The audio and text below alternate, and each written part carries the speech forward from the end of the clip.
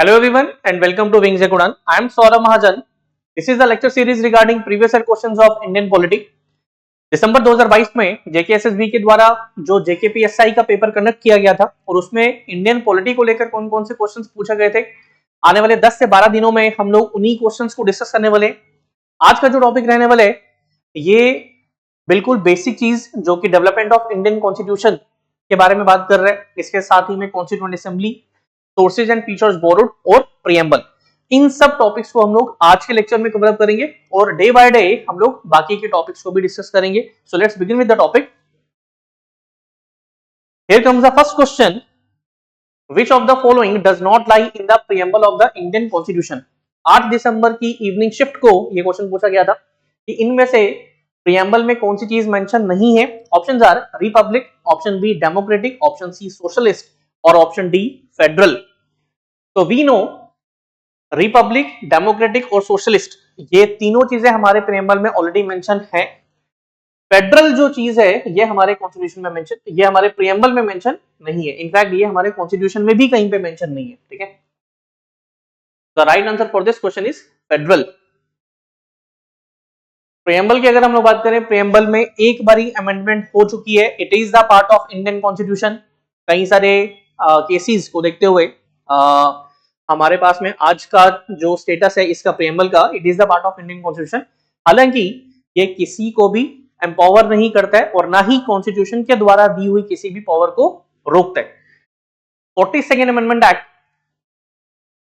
1976 में इसमें 3 new words को एड ऑन किया गया था। कौन कौन से थे? दे वर दी सोशलिस्ट, सेक्युलर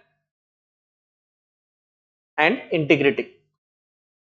तो ये 3 वर्ड्स 1976 में एड ऑन किए गए। ठीक है, तो सोशलिस्ट भी है, डेमोक्रेटिक भी है, रिपब्लिक भी है। फेडरल हमारे प्रीएम्बल में भी कहीं पे मेंशन नहीं है और हमारे कॉन्स्टिट्यूशन में भी कहीं पे मेंशन नहीं है। तो moving next, here comes the next question.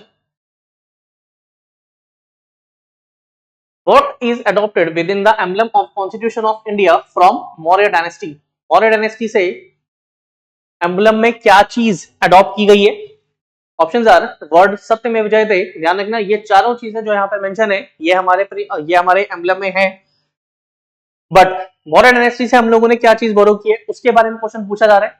Options are option number A word Satyamev Jayate, option number B chariot wheels, option C 4 lines, option D horse.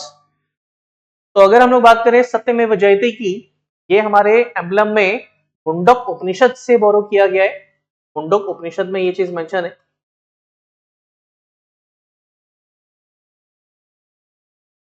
Right answer for this question is option number C 4 lines.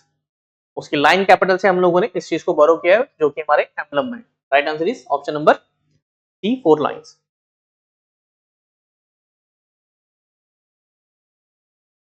Next question is who is the father of Indian constitution. I hope आप लोगों में से काफी सारे students को ये question बहुत basic सा क्वेश्चन है, आता होगा। इंडियन कॉन्स्टिट्यूशन के जनक किसको कहा जाता है? Options are B R Ambedkar, Mahatma Gandhi, option number C Jawaharlal Nehru और option number D Sardar Vallabhbhai Patel.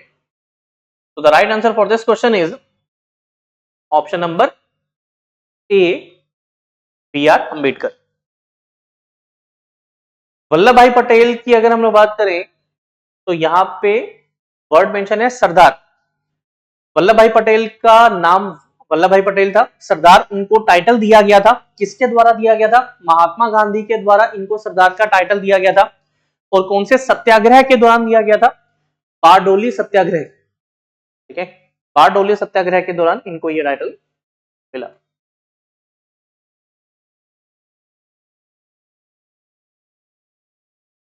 Next question is, तो the right answer for this question, father of Indian constitution किसको बोलते हैं? B R Ambedkar.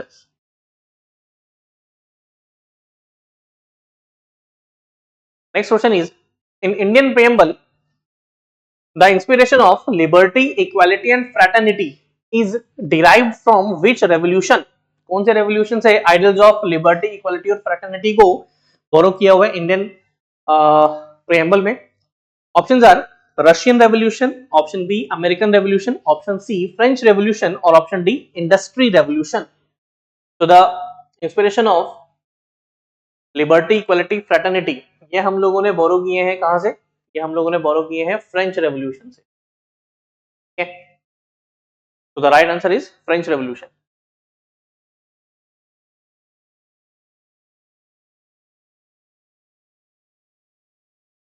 Next question is 11 दिसंबर की इवनिंग शिफ्ट में ये वाला question पूछा हुआ है. Which one of the following statements suggest belief based on communal politics. Communal politics में जो बिलीफ है वो क्या है? ठीक है, कम्युनल पॉलिटिक्स के बारे में बात की जा रही है. Options are, option number A, one religion is superior to that of the others. बाकी के ऑप्शंस को भी एक बार देख लेते हैं. Option number B, people belonging to different religious groups can live together happily as equal citizens. ये option तो इसका आंसर नहीं है. कम्युनल पॉलिटिक्स का बिलीफ ये नहीं है. Next comes followers of a particular religion constitute one community. Next option is state power can not be used to establish the domination of one religious group over others. So the right answer for this question is option number A, one religion is superior to that of others. Communal के opposite में हम लोगों को एक word देखने को मिलता है. इसका ऑपोजिट जो वर्ड है इट इज सेक्युलर. सेक्युलर को हिंदी में हम लोग बोलते हैं धर्मनिरपेक्ष, जहां पे स्टेट स्पॉन्सर्ड रिलीजन कोई नहीं होता, स्टेट का अपना रिलीजन कोई नहीं होता, और वहां पे रहने वाली जितनी भी कम्युनिटीज हैं, बिलीव्स हैं, रिलीजन्स हैं, फेथ्स हैं, ठीक है, उन सभी को इक्वल प्रमोशन का मौका दिया जाता है. ठीक है, तो the right answer for this question is option number A, one religion is superior to that of the others. Communal politics का बिलीफ है.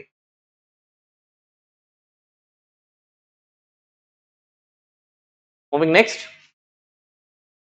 which among the following is the correct one word substitution for government systems. इस statement के बारे में हम लोगों ने one word substitution दिए हुए ऑप्शन में से बताना है. Statement is the right of an organization, country or region to be independent and govern itself. Options are option number A, bureaucracy, option B, autonomy, option C, autocracy, option D, monarchy. So what is bureaucracy? Bureaucracy में हम लोगों को unelected group of officials देखने को मिलते हैं जो कि कंट्री को रन करने में हेल्प करते हैं. इंडिया की अगर हम लोग बात करें तो हम लोगों को ब्यूरोक्रेसी देखने को मिलती है in terms of IAS, IFS और आईपीएस, इंडियन रेवेन्यू सर्विसेज एटसेट्रा. ठीक है, reason to be independent and govern itself. Right answer is autonomy, option number B. ठीक है,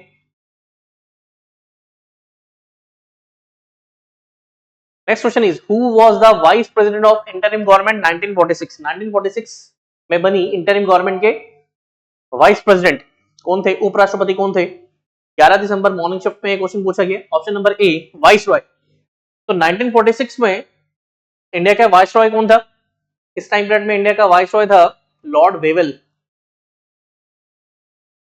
और वेवल के बाद में इंडिया का वाइस रॉय कौन बना? वेवल के बाद में इंडिया का वाइस रॉय बना Mountbatten.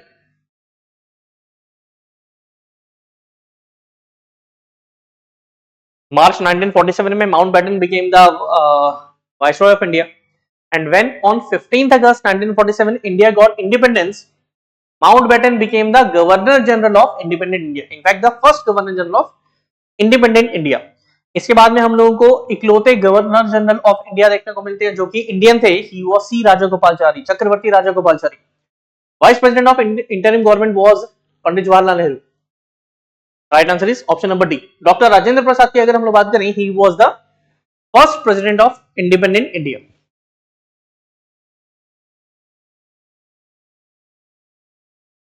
Next question is Indian constitution is elephantine in size due to reasons except. Options are option number A, vast geographical. ये 12 दिसंबर इवनिंग शिफ्ट में क्वेश्चन पूछा गया था. Option number A, vast geographical diversity. Option B, government of India act 1935. Option C, drawn from various sources. Option D, single constitution for both center and state. तो क्या लगता है कि इंडियन कॉन्स्टिट्यूशन साइज में इतना बड़ा क्यों है? तो the right answer is drawn from various sources. ठीक है, next question is on which date India adopted national anthem? Options are 24 January 1950, option B 22nd July 1947, option C 15th August 1947, option D 24th November 1949. So the right answer is, हर एक date को एक बारी देख लेते हैं, हर एक date को एक बारी देख लेते हैं. 24 जनवरी 1950,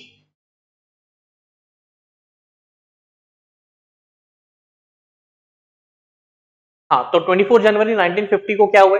24 जनवरी 1950 को जो नेशनल एंथम है इसको अडॉप्ट किया गया है. So the right answer is 24 January 1950.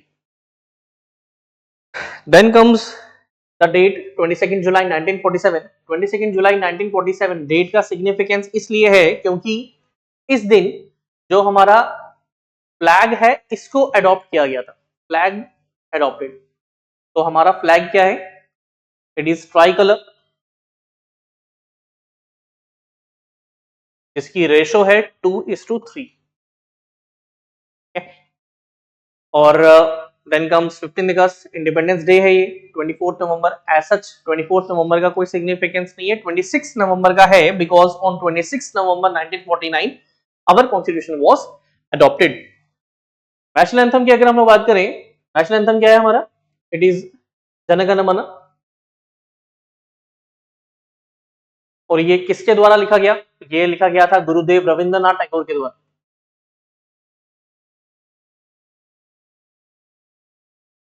इसको गाने में 52 सेकंड्स का समय लगता है.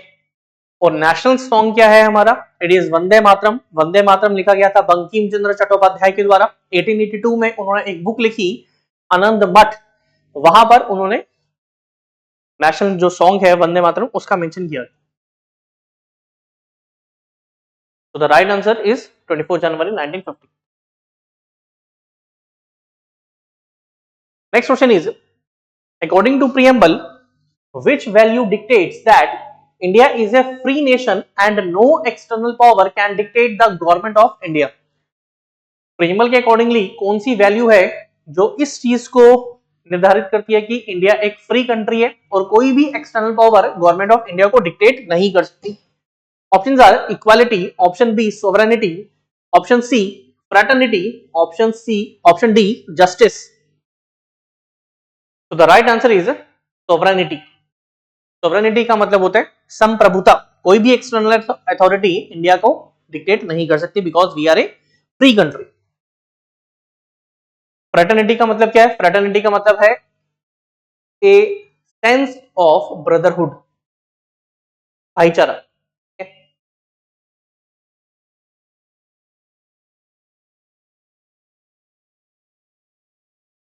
So the right answer is sovereignty.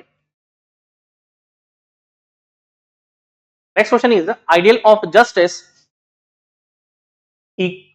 justice, social, economic and political in our preamble is borrowed from.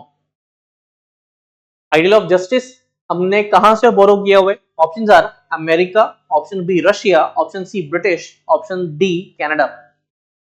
तो थोड़ी देर पहले हम लोगों ने आइडियल ऑफ लिबर्टी, इक्वलिटी और फ्रेटर्निटी के बारे में बात की थी, जो कि फ्रेंच रेवोल्यूशन से हम लोगों ने बोरो किए, फ्रेंच कॉन्स्टिट्यूशन से हम लोगों ने बोरो किए. अभी जो बात कर रहे हैं वो आइडियल ऑफ जस्टिस के बारे में बात कर रहे हैं. तो आइडियल ऑफ जस्टिस हम लोगों ने बोरो किया है कहां से? ये हम लोगों ने बोरो किया है रशियन कॉन्स्टिट्यूशन से. ठीक है, और यू कैन से सोवियत रूस, सोवियत यूनियन. इसके अलावा हम लोगों ने बाकी के कॉन्स्टिट्यूशन से क्या क्या चीज बोरो की है? यूएस कॉन्स्टिट्यूशन से हम लोगों ने fundamental rights, independence of judiciary, judicial review, impeachment of the president, removal of the president, removal of the supreme court and high court जजेस, इसको बोरो किया हुआ है. सोवियत कॉन्स्टिट्यूशन से हम लोगों ने फंडामेंटल ड्यूटीज और आइडियल ऑफ जस्टिस जो हम लोगों ने अभी मेंशन किया इसको बोरो किया हुआ है. ब्रिटिश कॉन्स्टिट्यूशन से हम लोगों ने बोरो किया parliamentary government, rule of law, legislative procedure, single citizenship, cabinet system, prerogative writs, 5 प्रकार के रिट्स, आने वाले टॉपिक्स में हम लोग उसको डिस्कस करेंगे. Parliamentary privileges and bicameralism. Bicameralism मतलब जहां पे 2 हाउसेज होते हैं. हम लोग जानते हैं कि इंडियन पार्लियामेंट में भी 2 हाउसेस हैं, that is the Lok Sabha and the Rajya Sabha. Canadian constitution से हम लोगों ने बोरो किया है federation with a strong centre, wasting of residuary powers in the centre. Residuary powers का जो टॉपिक है ये डिवीजन ऑफ पावर्स का टॉपिक है, शेड्यूल 7 जिसके बारे में बात करते हैं, जहां पे हम लोगों ने स्टेट लिस्ट, कॉन्करेंट लिस्ट और यूनियन लिस्ट के बारे में बात करनी है। Appointment of state governors by the centre और advisory jurisdiction by the supreme court, ठीक है, ऑफ द सुप्रीम कोर्ट। तो बाकी के कॉन्स्टिट्यूशन से हम लोगों ने इन वाली चीजों को बोरो किया है, काफी इंपॉर्टेंट टॉपिक है ये, सोर्सेज एंड फीचर्स बोरोड का। तो moving next, next question is how many vice presidents did constituent assembly have. 12 दिसंबर की मॉर्निंग शिफ्ट में क्वेश्चन पूछा गया था कि कॉन्स्टिट्यूएंट असेंबली के कितने वाइस प्रेसिडेंट्स थे।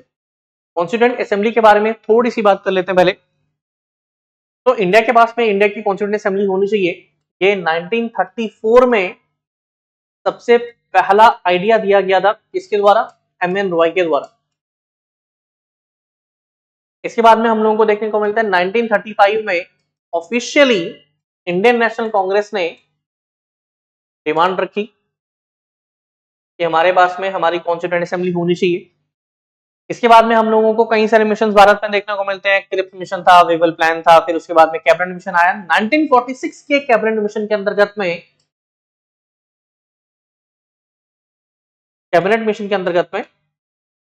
जो कॉन्स्टिट्यूएंट असेंबली थी उसको बनाने का प्रोविजन था, और कॉन्स्टिट्यूएंट असेंबली के कुल मिलाकर जो मेंबर्स थे वो थे 389,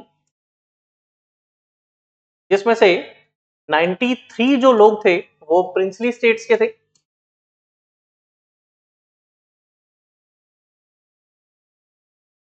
और 296 जो मेंबर्स थे ये थे ब्रिटिश इंडिया के।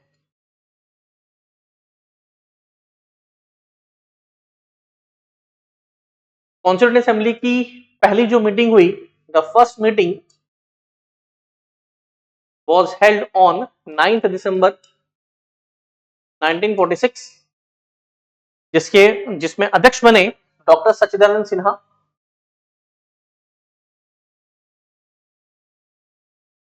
ये इलेक्टेड प्रेसिडेंट नहीं थे, he was the interim president of the constituent assembly। इसके 2 दिन के बाद में 11 दिसंबर को सेकंड मीटिंग हुई, 11 दिसंबर, और अध्यक्ष बने डॉक्टर राजेंद्र प्रसाद, जो आगे चलकर भारत के प्रथम राष्ट्रपति भी बने।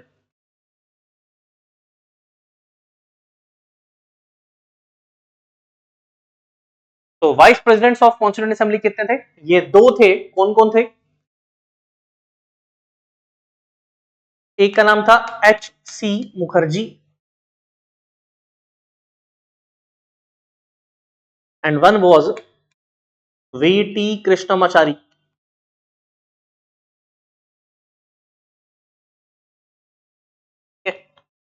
The right answer is option number B 2। 2 vice presidents रहे कॉन्स्टिट्यूएंट असेंबली। ये काफी इंपॉर्टेंट चीजें हैं जो मैंने आप लोगों से डिस्कस की हैं कॉन्स्टिट्यूएंट असेंबली को लेकर, ये सब चीजें पूछी जाती। तो moving next, according to preamble of Indian constitution, equality guaranteed is in terms of opportunities and. Equality जो गारंटी की गई है प्रीएम्बल में, वो अपॉर्चुनिटी के साथ साथ में किसको लेकर की गई है। Option number A positions, option number B dignity, option C status and option D actions. तो इक्वालिटी जो प्रीएम्बल में मेंशन है वो अपॉर्चुनिटीज और स्टेटस के टर्म्स में मेंशन की गई है। The right answer is option C status, ठीक है। तो मूविंग नेक्स्ट, 13 दिसंबर इवनिंग शिफ्ट में एक क्वेश्चन पूछा गया था, what does democratic nation means. Option A people elect their rulers and hold them accountable, option B citizens cannot be discriminated on any grounds, option C no reasonable restrictions on citizens to what to think and act, option D citizens can follow a religion of their choice. पहला option बात कर रहा है कि people अपने rulers को elect कर सकते हैं और जो रूलर्स होंगे वो अकाउंटेबल भी होंगे, ठीक है। नेक्स्ट ऑप्शन बी बात कर रहा है citizens can not B discriminated on any grounds. ये ठीक है, बट डेमोक्रेटिक नेशन का ये मतलब नहीं होता एटलीस्ट, ठीक है। Next comes no unreasonable restrictions on citizens to what to think and act. Then comes the citizens can follow religion of their choice. Democratic के इसमें से जो बेस्ट सुटेबल आंसर है that is option number A, people elect their rulers and hold them accountable. Option number A is the right answer. ठीक है, तो moving next,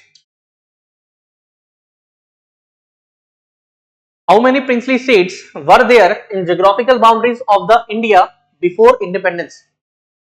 जब भारत आजाद हुआ उस वक्त यहाँ पे प्रिंसली स्टेट्स जो रियासतें थी वो कितनी थी? Option are option A 550, option B 552, option C 549, option D 600।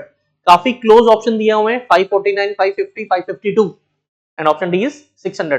तो एक फैक्चुअल क्वेश्चन है, इसका राइट आंसर है 552। जब भारत आजाद हुआ तो कुल मिलाकर यहाँ पर 552 रियासतें थी। इंडियन इंडिपेंडेंस एक्ट 1947 के अंतर्गत में उनके पास में ये ऑप्शन था कि चाहे वो रियासतें जो है वो पाकिस्तान को ज्वाइन कर सकती हैं, वो चाहे तो इंडिया को ज्वाइन कर सकते हैं, वो चाहे तो इंडिपेंडेंट भी रह सकती हैं। तो काफी सारी जो रियासतें आज के पाकिस्तान में है, आज के पाकिस्तान मतलब today's Pakistan as well as Bangladesh also, ठीक है, because at that time west Pakistan and east Pakistan got independence. ठीक है, तो जितनी भी रियासतें उस वक्त पाकिस्तान के अंडर में थी उन्होंने पाकिस्तान को ज्वाइन किया, जो रियासतें भारत में थी उन्होंने भारत को ज्वाइन किया। बट कुछ रियासतें ऐसी भी थी जिन्होंने इंडिपेंडेंस रहने की भी कोशिश की। ठीक है, जैसे कि हैदराबाद था, फिर एक एक्शन हो जाता है, मिलिट्री एक्शन हो जाता है, then come Jammu and Kashmir also. ठीक है, फिर यहाँ पर तो हम लोगों को पाकिस्तान की ट्रूप्स की इन्वॉल्वमेंट देखने को मिल जाती है। वो 1947 में किस तरीके से उन्होंने कबायली हमला करके यहाँ के टेरिटरीज को ऑक्यूपाई किया। ठीक है, so during independence there were 552 princely states. Next question is, which among the following is a characteristic of democratic leaders? democratic leaders का कौन सा characteristic है इनमें से? Options are take decisions without accessing their team members even if their input would be suitable। कहने का मतलब है कि वो अपना डिसीजन लेंगे without accessing there team members को एक्सेस किए बिना, फिर चाहे उनके टीम मेंबर्स का जो डिसीजन है वो सुटेबल भी हो। तो ये ऑप्शन तो नहीं है। Then comes option B, give freedom to their team members to decide their work and completion deadlines. Then comes option C, take the final decisions but they involve team members in the decision making. Option D is none of this. So the right answer is option number C, take the final decisions but they involve team members in the decisions making। ठीक है, next question is,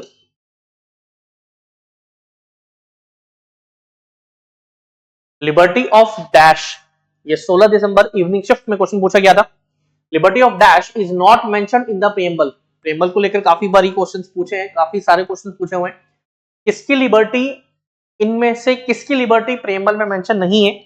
options are profession, option B thought, option C expression और option D belief. तो the right answer is option number A profession. Profession की liberty preamble में mention नहीं है। Preamble में दो प्रकार की लिबर्टी जिसके बारे में बात की जाती है, that is the liberty of thought and expression and liberty of belief, faith and worship. ठीक है, इन दो प्रकार के बारे में बात की जाती है। So option number B, C and D तो वहां पर है, ऑप्शन नंबर ए प्रोफेशन वहां पर नहीं है। Next question is,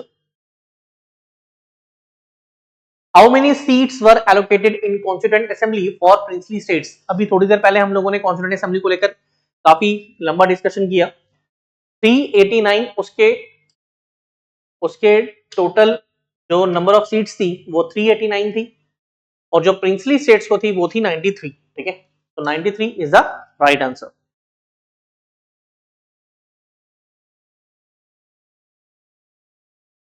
Who was the first prime minister of free India? I hope आप लोगों में से काफी सारे क्वेश्चंस, काफी सारे स्टूडेंट्स ये वाला क्वेश्चन तो अटेम्प्ट कर पाएंगे।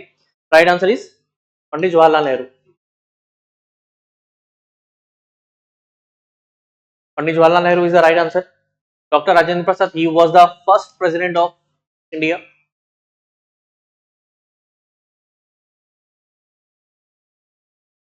जॉन मठाई, he was the first railway minister of India।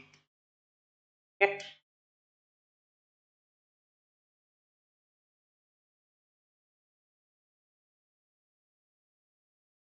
Option C mention किया हुआ है सचिंद्र सिन्हा। सच्चिदानंद सिन्हा के बारे में हम लोगों ने मेंशन किया था that he was the interim president of constituent assembly.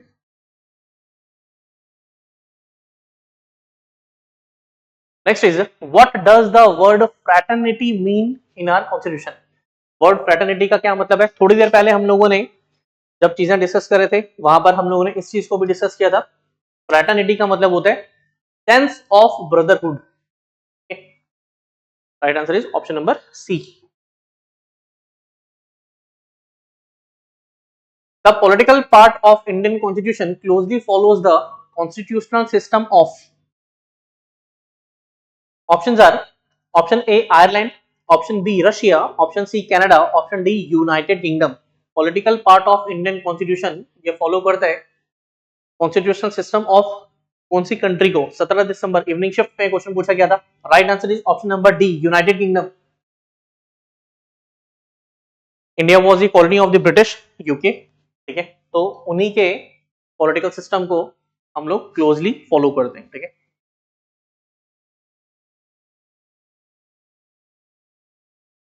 In which year was the Essential Commodities Act enacted? Options are 1945, 1955, 1965, 1975.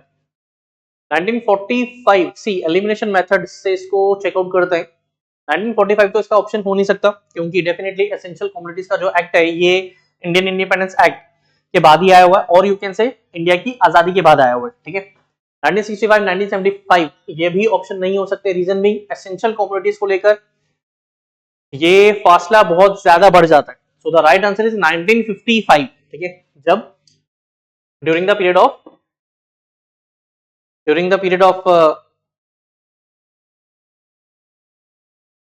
First 5 year plan. ठीक है, 1951 से 1956 तक फर्स्ट 5 ईयर प्लान चला, उस दौरान एसेंशियल कमोडिटीज एक्ट पारित किया गया था। ठीक है,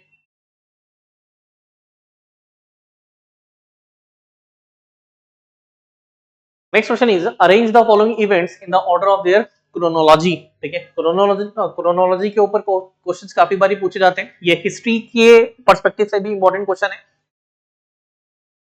options are Wavell plan, Radcliffe plan, Cripps mission और कैबिनेट मिशन। सबसे पहले तो ये देख लेते हैं कि ये कौन कौन से। तो this is the last question of today's lecture.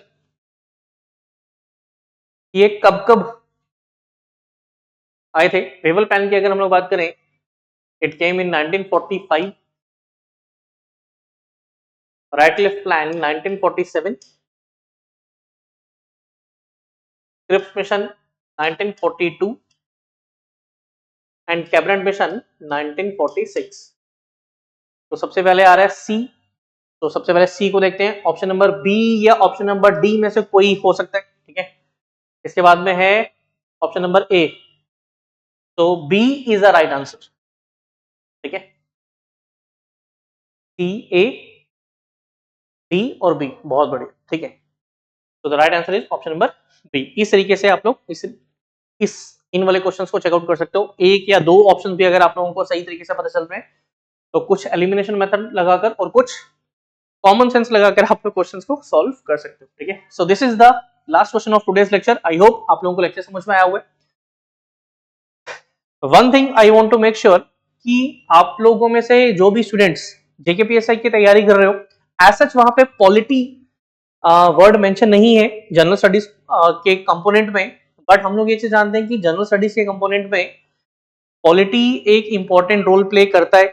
General studies का एक मेजर पार्ट है Indian polity, Indian history, Indian geography के साथ साथ में इंडियन पॉलिटी एक मेजर कंपोनेंट रहते हैं। ठीक है, ऐसा उन्होंने मेंशन नहीं किया हुआ, but we are hoping high कि क्वेश्चंस यहां से पुट अप हो सकते हैं। So that's why we are started this series, और इसका जो लिंक है वो आप लोगों को डिस्क्रिप्शन बॉक्स में मिल जाएगा। So that's all for today's lecture. अगर आप लोगों में से किसी को कोई भी डाउट्स हो आप लोग कमेंट्स में पूछ सकते हैं। We will definitely respond to them. Thank you.